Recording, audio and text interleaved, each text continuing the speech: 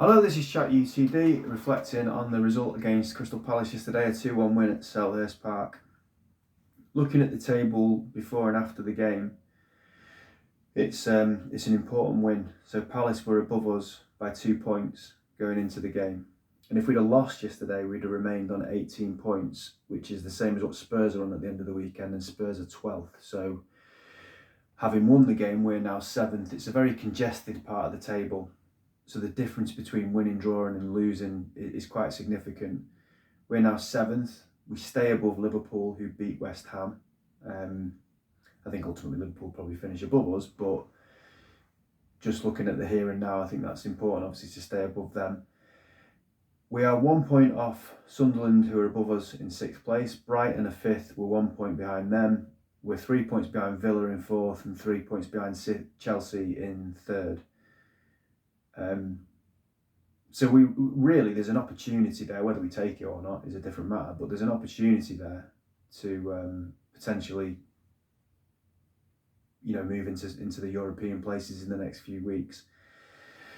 And looking at the teams ahead of us, with no disrespect to Sunderland or Brighton, am I right in thinking that we would hopefully expect to finish above both those teams at the start of the season? They're the two teams that occupy 6th and 5th respectively, and we take finishing in those positions. There's certainly an opportunity for us to finish above Sunderland, I would say. As I said, I think Liverpool will finish above us, and at the moment they're behind us. But if I look behind United, Newcastle could go on a run maybe, but there's not loads of teams below us that I think are any great shakes. But we've got to keep our form obviously steady enough to be in the conversation, and by winning that game, for now, that's the case. It's great to win at Palace because we have got a dreadful record at Palace. We've got a dreadful record against Palace in general, but particularly at Selhurst Park. And having been behind and come back in the last few minutes, I became acutely aware of that league table and thinking this is massive for us to hang on here. In particular, having dropped points from winning positions in our last 2 away games. And actually, in particular, having lost against Everton in the way that we did on Monday night, it was significant for us to come back and win that game. We've lost 2 out of the last 9 games.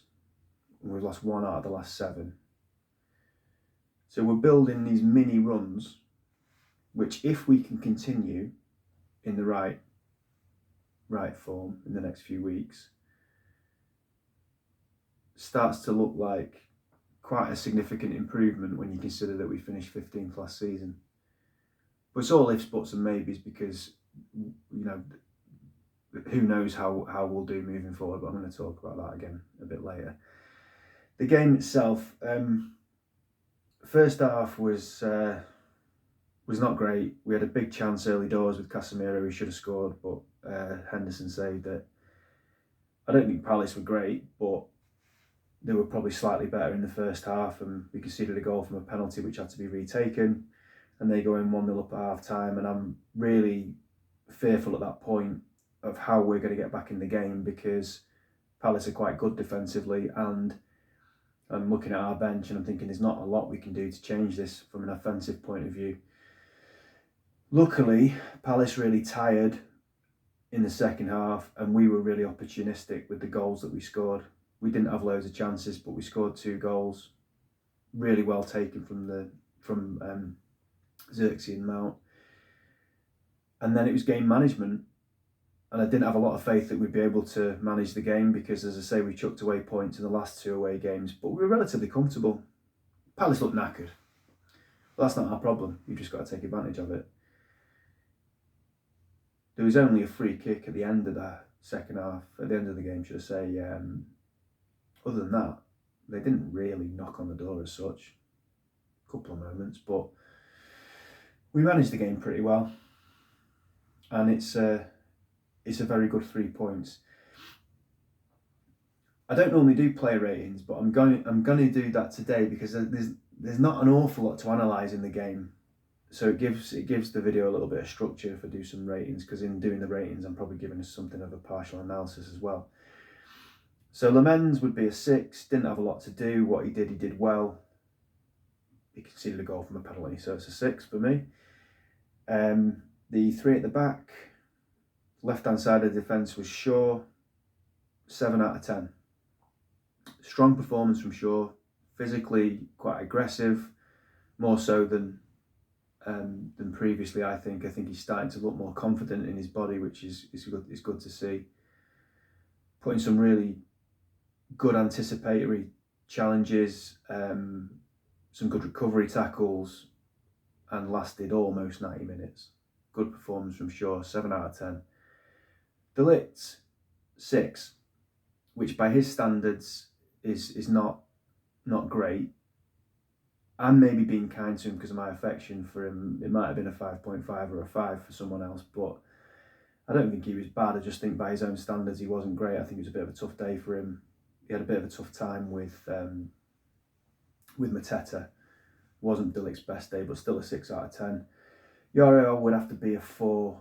He really struggled. He gave away the penalty. He was falling over and he desperately just tried to get one part of his body on the ball, and the ball had already gone and he gives away a penalty, which kind of encapsulated his day. He got hooked relatively early. He didn't have a good game, Yoro. Didn't have a good game against Everton either, but he's a young lad, and as a young lad at centre-back, you're going to go through periods of time where you struggle, in particular when you don't play for a particularly good team and the midfield in front of you doesn't protect. Yoro will be fine. He's a very good young player who may be just going through a bit of a sticky patch right now, but not a good performance from him yesterday. Wing backs, Ahmad would be a 5. All the things he normally does well: take the ball in tight spaces, make intelligent runs, make incisive runs, and use the ball efficiently. He didn't do any of that yesterday particularly well. Not his day. 5 out of 10. Diogo Dalot on the other side, 6 out of 10. Improved performance from Dalot. Not spectacular, but did everything pretty steadily. Went on one very good run where he was quite blatantly fouled and it wasn't given. And if it would have been in a really dangerous position. Used the ball quite well. Kept his position better than perhaps he normally does. Steady game from Dalot yesterday. Midfield, Casemiro would be 5 out of 10.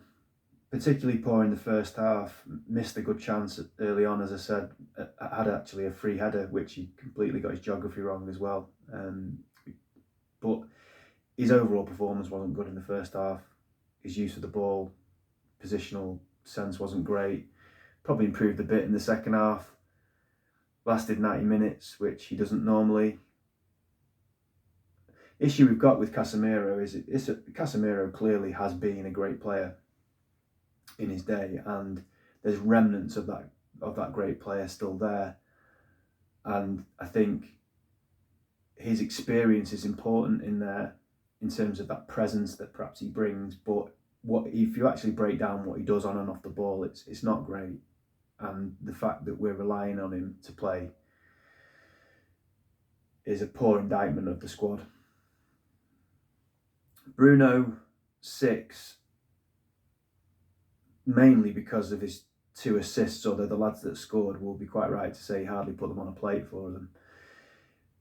The 2 assists and 2 phenomenal instinctive balls from the inside right, I think it was in the first half, which weren't connected with, but just illustrates that Bruno is the one in the team that can just instantly break lines with a bit of genius and an instinctive pass and makes things happen that other people can't do.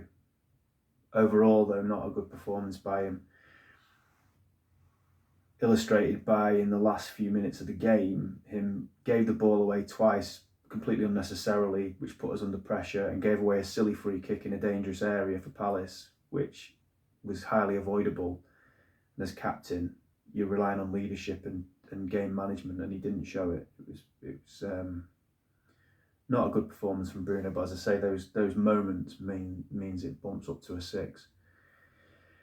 The number 10s, Mount, I'd give 6, mainly because of the goal. Overall performance wasn't brilliant, but the goal was very, very smart and showed great adaptability, actually, because as much as the the free kick surprised Palace, when Bruno put it to him, if you looked at it in slow motion, it looks like it surprises Mount as well. I don't think Mount was ready for it. Just by his reaction, he looked a bit shocked. Not shocked, that's the wrong word, but it didn't look like, his body shape didn't look like it was ready for the ball to come to him. He adjusted really quickly, and in one swift split second, he's obviously adjusted his body. You can see he has a look to see where the gap is, and then he's executed it, which is a really good bit of football, and ultimately the winning goal, so he gets a 6 because of that. He lasted 90 minutes as well, which is not the norm for him. Not a good day for Mbeumo, 5 out of 10. Maybe I hold him to too high a standard, I don't know, but I didn't think he was involved in the game as much as I would like him to be. He got booked. There was a moment in the second half where he bulldozed his way through, and then him and Xerxes got in the way of each other. It came back to him. He faked to shoot on his left, and then he shot on his right, but it went straight to the keeper. He had a curler with hardly any backlift, which went just wide with his left foot. But he wasn't as dynamic as he normally is, so he would be a 5 out of 10. And then Xerxes, I give him a 6 because of the goal. Brilliant technique, great take with his chest, really, really good technique in the shot, and he struck it really, really powerfully and accurately. Brilliant goal. But again, like Bruno, like Mount, his overall performance wasn't great. People have been quite critical of Xerxes in these last 2 games. I'm going to defend him. He's not match fit. He's not match sharp, because his first start this season, if I'm right, was against Everton, which is at the end of November, and it's in a position that isn't his position as a main striker, which he's not a main striker, and it's lumping balls up to him, which isn't his game. As big as he is, he's not a colossal presence in the air, although he had a few headers against Everton which came quite close. So we're not playing really to his strengths, and he's not match fit or match sharp. He has moments, Xerxes, where I think there's a player there, but he isn't a main striker. But his link play wasn't good, didn't hold the ball up particularly well. His little layoffs almost always went to a Crystal Palace shirt. I reiterate, I think part of that is his match fitness and match sharpness, which he should be further on with that now. But if he's going to get game time in the next few weeks, I'd like to see him in one of the 10 roles, but we've got a plethora of players that play there, so he's a victim of circumstance for me. But he was the match, not the match winner, but he scored one of the goals, and he gets a 6 for that. Subs, Mazraoui, 6.5. I thought Mazraoui really solidified that defence when he came on. Good performance. He came on early enough to get a decent score. I think he locked that side of the pitch down. He was quite aggressive. He was strong in the tackle. He was quite urgent when he got the ball. He used it well. He was not afraid to break out of that defence and into midfield and get in some good positions, take us up the pitch. Good shift from Mazraoui. And hopefully he's getting back to proper match fitness, although we're going to lose him soon in the African Cup of Nations, aren't we? But he was good. Great to see Martinez get back on the pitch, but wasn't on long enough to get a rating. Mainoo only had a couple of minutes, so did Dorgu, and I don't think there was any other subs other than that. So, or if there were, it must be forgettable because I can't remember who it was. What it highlighted yesterday again is the issues we have all around the pitch. We need a proper right wing back, we need a proper left wing back, we need another midfield player, and we need a striker. We've gone into the season for the 3rd or 4th season in a row with one recognised main striker, and it's not enough. Xerxes is not a striker. So last season, Højlund just had to keep playing, really, because we didn't have an alternative. Xerxes' best performances came when he was playing in behind Højlund, and last year we didn't have all the number 10s we've got now, so it actually worked quite well with him playing there. And Xerxes started to look quite good. But Xerxes not playing because those 10 roles are completely nailed down by the amount of different players that can play in that position.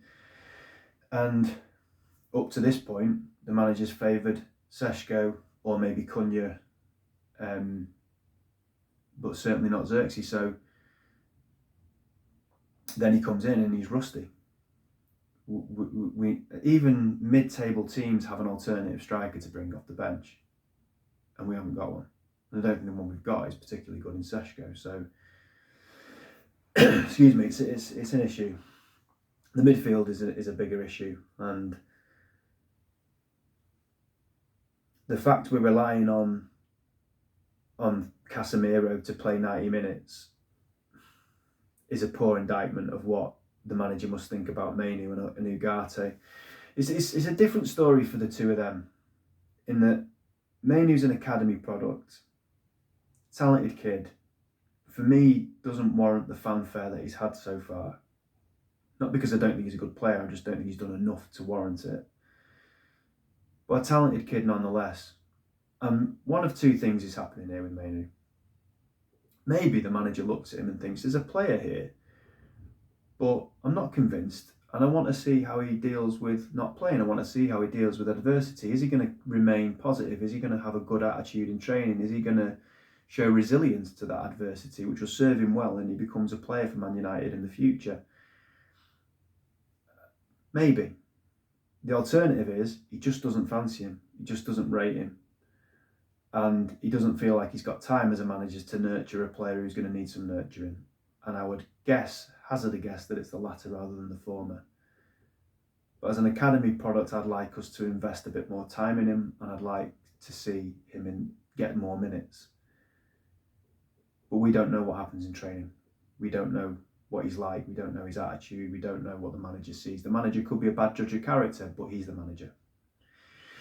Ugarte is different. This is what I meant about a different story between the two of them. Ugarte is an example, one of many we've had over the last few years, and you probably think I sound like a broken record because I've said this before, of a player who comes in for big money, doesn't hit the ground running, isn't fancied by the manager, becomes out of favour, barely gets a kick, but rather than sell him, we keep him, and we use the whole, well, he's only had a year excuse to not sell him, so we keep him, and he sits there on the bench, rotting, basically, and then in a year or two's time, we end up having to loan him out because no one's going to buy him, and we lose him for nothing or next to nothing. So Amrim said in the summer, apparently, that Ugarte's gone soft, he's become too comfortable, he's not the player he was at Sporting Lisbon, in which case sell him. So please sell him in January to free up funds for someone else, because it seems a bit absurd to me. Not only does he play in a position that we desperately need to improve in, and we desperately need some variety in, but he also plays the type of role that it appears that we need. And he still can't get minutes, so you must think he's shit. So sell him, or put him up for sale, or make him available for loan, or whatever. But preferably get some money for him so he can bring in someone who you do trust, who you do think is good. Because playing with Casemiro and Bruno every week and relying exclusively on them is gonna have consequences.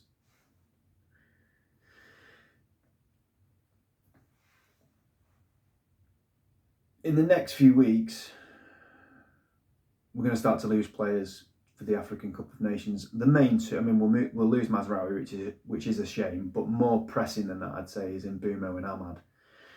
But by then, hopefully, Cunha and Seshko, but particularly Cunha, will be back. If Cunha's back and Seshko's not, Cunha could play up front. You could have Mount and Xerxes behind him. You could have Xerxes and Bruno. You could have Mount and Bruno.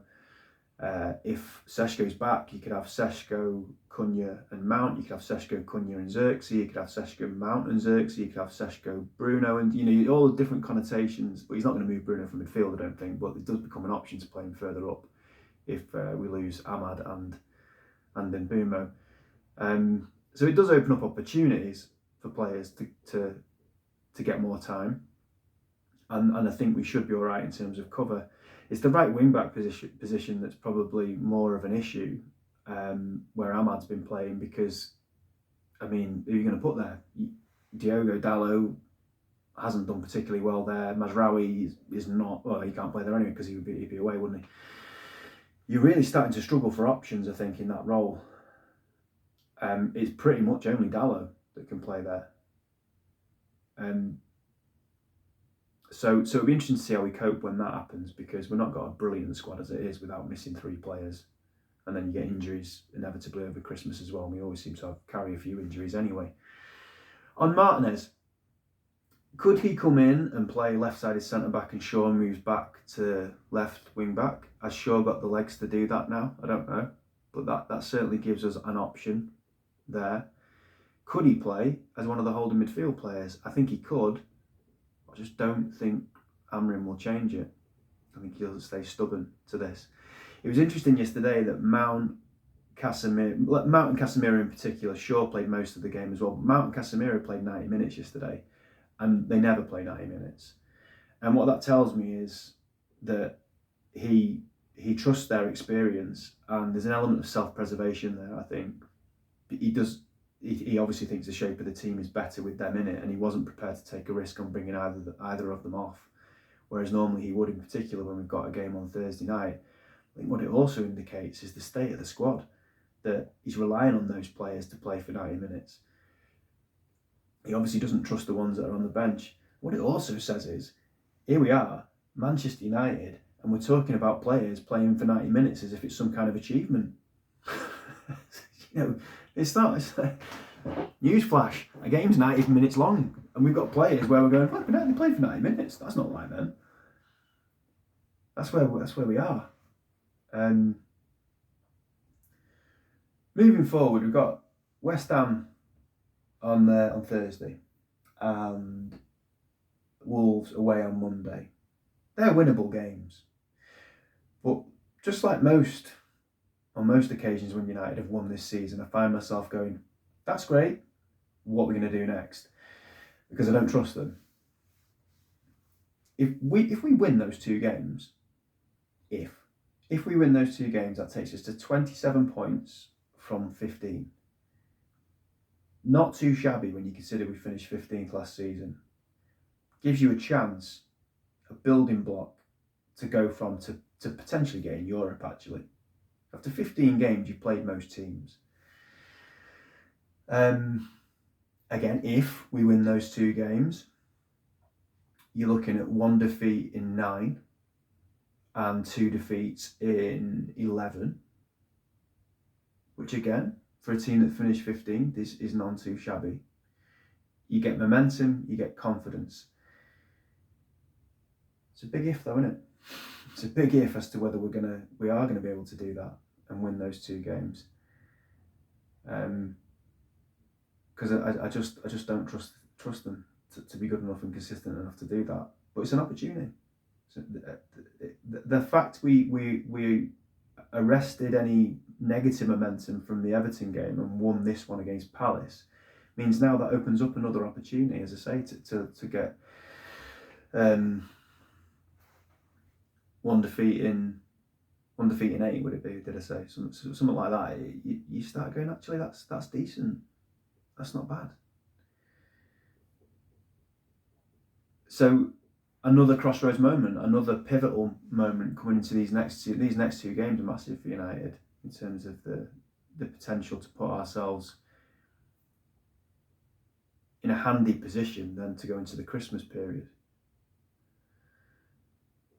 Does concern me losing those players in the AFCON, but I guess that we lose 2, we're probably going to get 2 back in Cunha and Seshko. And Cunha, I think, should be back against West Ham because it was a head injury, and I think he'll have served the amount of time he needs to serve with the head injury rule. So he'll be a big plus when he comes back.